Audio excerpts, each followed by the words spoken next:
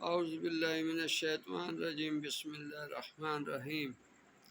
یہ قیدی کے آزاد ہونے کا ایک وظیفہ ہے اور نقش ہے۔ سب سے پہلے درود السلام الصلاۃ والسلام علیکہ یا سیدی یا رسول اللہ، الصلاۃ والسلام علیکہ یا سیدی رحمۃ اللہ علیہ۔ یہ خود قیدی تو خیر قید میں ہوگا، قیدی کا کوئی رشتہ دار اس تویز کو 40 مرتبہ لکھ کر آب رواں میں یعنی کوئی دریا ہو اس میں بہا دے، پھر ایک تویز لکھ کر اپنے پاس رکھے اور 3 دن تک برابر روزانہ یہی عمل کرے، یعنی تویز لکھتا رہے۔